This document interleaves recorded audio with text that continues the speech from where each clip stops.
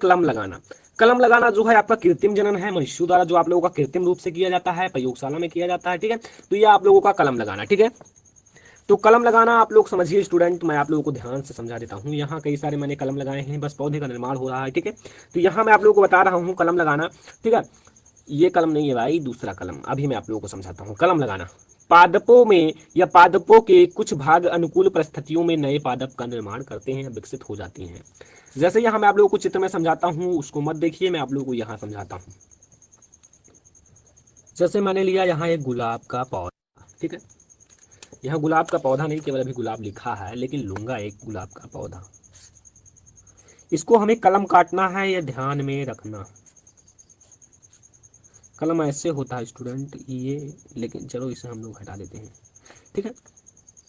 ये कलम, कलम कट गया, ठीक है।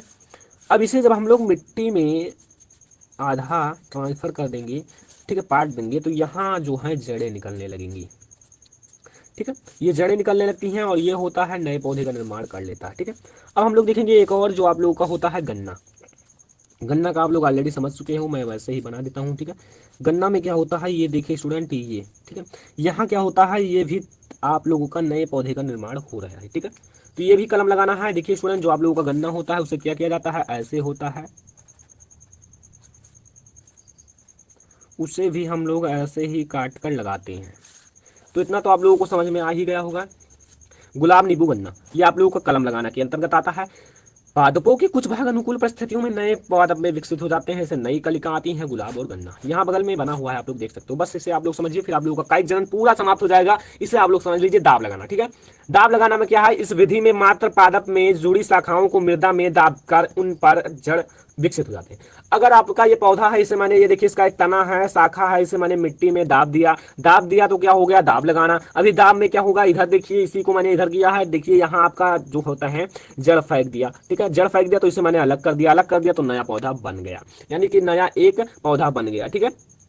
तो यहां आप लोग समझिए, इस विधि में मात्र पादप से जुड़ी शाखाओं को मृदा में दाब कर उन पर जड़ विकसित हो जाता है, नए पादप का निर्माण हो जाता है। इसमें क्या होते हैं, नए पादप का निर्माण हो जाते हैं। कैसे, ये मैं आप लोगों को समझा दिया। मैंने इस पौधे का, ये एक पौधा है, ठीक है, मैंने आधा ही बनाया है, लेकिन इसकी टहनी को यानी कि इसकी शाखा को या इसके ब्रांच को मैंने यहाँ मिट्टी में दाब दिया। मिट्टी में दाबने के बाद क्या हुआ स्टूडेंट, इसे मैंने दाब दिया तो ये जड़ फेंक दी। अब जड़ फेंक दिया तो यहाँ आप लोग देखिए इस टाइप, इस तरफ, यहाँ मैंने इसे काट कर अलग कर दिया और इसे मैंने अलग कर दिया, तो अलग कर दिया तो ये जड़ फैकी हुई है, तो एक नया पौधा बन गया। तो ये होता है आपका दाब लगाना। तो अब हम लोग देखेंगे लैंगिक जनन यानी कि सेक्सुअल रिप्रोडक्शन की विधियां, ठीक है। तो आइए मैं आप लोगों को समझाता हूँ इसका विधि थोड़ा आप लोगों को, जिसमें दो जनकों की आवश्यकता होती है, ठीक है, यानी कि विपरीत जनकों की आवश्यकता होती है। जैसे यहाँ नर भाग है 2n, मादा भाग 2n, यहाँ अलग हुआ नर युग्मक n और यहाँ युग्मनज बना 2n संतान, ठीक है। यहाँ आपका 2n है, ठीक है। तो यहाँ आप लोगों का अर्धसूत्र विभाजन होता है, यहाँ आप लोगों का हो जाता है पूरा, तो यहाँ आपका 2n आपका संतान है। अब यहाँ मैं आप लोगों को समझाता हूँ द्विलिंगी और एक लिंगी क्या है, द्विलिंगी और एक लिंगी, ठीक है। पूरा आप लोगों का समझ में आने वाला है, एक भी आप लोगों का छूटेगा नहीं टॉपिक कि आप लोगों का छूट जाए, एक भी नहीं छूटेगा स्टूडेंट। तो यहां आप लोग समझिए स्टूडेंट, द्विलिंगी, एक प्राणी में नर व मादा भाग दोनों उपस्थित हो, केवल एक ही प्राणी में नर व मादा भाग दोनों उपस्थित हो, ना कि अलग अलग, एक ही प्राणी में, ठीक है, नर व मादा भाग दोनों उपस्थित हो, द्विलिंगी कहलाता है। जैसे आप लोगों का केचुआ, लीच, स्पंज। केचुआ आप लोग देखे होंगे, इसमें जो होता है नर और मादा भाग एक ही प्राणी में होता है, जैसे केचुआ है, एक केचुए में नर और मादा दोनों भाग होते हैं। बस आप लोगों को समझ में आ गया होगा, ठीक है। तो एक प्राणी में नर व मादा भाग दोनों उपस्थित होते हैं, द्विलिंगी कहलाता है।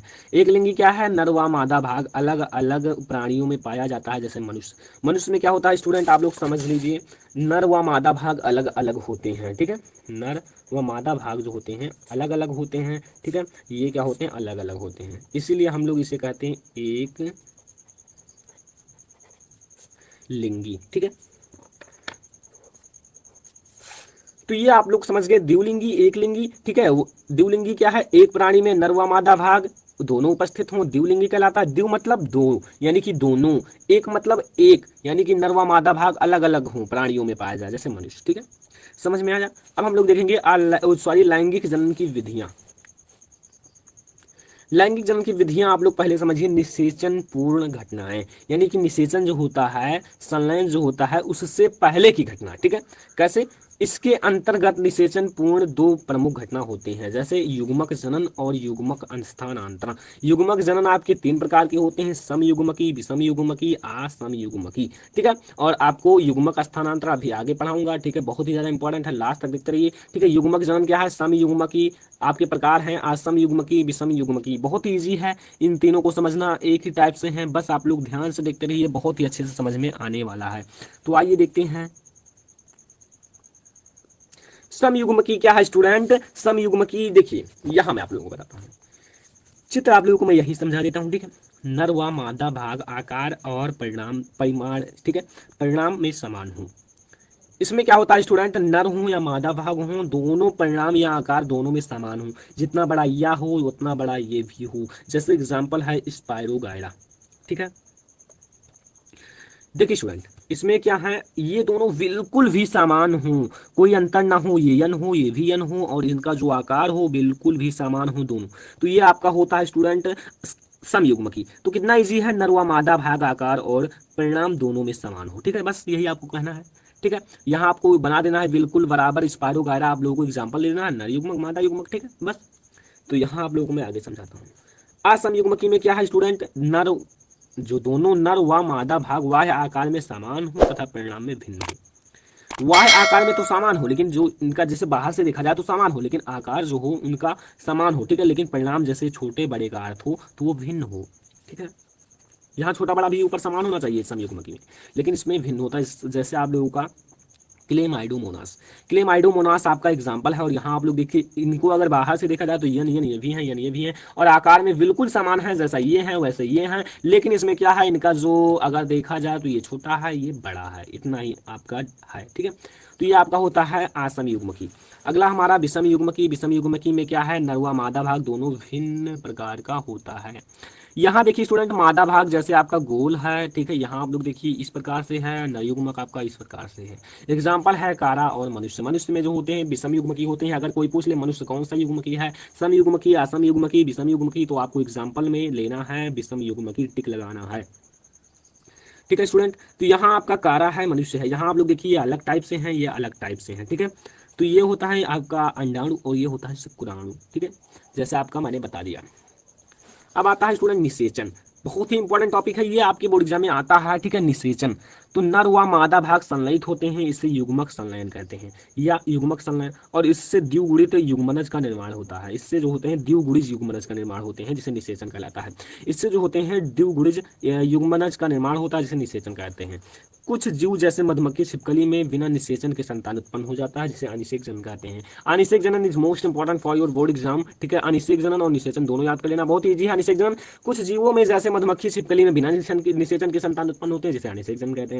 या आप लोग कह सकते हो कुछ जीवों में बिना निषेचन के ही संतान की उत्पत्ति हो जाती है, जिसे हम लोग अनिषेक जनन कहते हैं। या आप लोग ये भी आपका डिफिनेशन हो सकता है, कुछ जीवों में जैसे मधुमक्खी और छिपकली, इसमें बिना निषेचन के जनन हो जाता है, लेकिन नए संतान का उत्पत्ति हो जाता है, ठीक है, बिना निषेचन के संतान का उत्पत्ति हो जाता है, ठीक है। बस यही आप लोगों को मैं समझाने वाला था, ठीक है। तो आई होप कि आप लोगों को इतना समझ में आ गया होगा। अब हमारा लोगों का बहुत ही थोड़ा सा बचा हुआ है, ठीक है, जो आप लोगों का है निषेचन 2 प्रकार के होते हैं, ये मैं आप लोगों को समझा दूं, ठीक है। यहाँ आप लोग समझ लिए, ठीक है। अब आप लोगों को निषेचन और निषेचन के प्रकार बस इतना ही लिखना है स्टूडेंट, ठीक है। निषेचन की बाद की घटना आप लोगों को बस इतना ही लिखना है कि जिसके बाद संतान का उत्पत्ति होता है, ऐसे आप लोगों को लिख देना है। अब हम लोग देखेंगे निषेचन के प्रकार।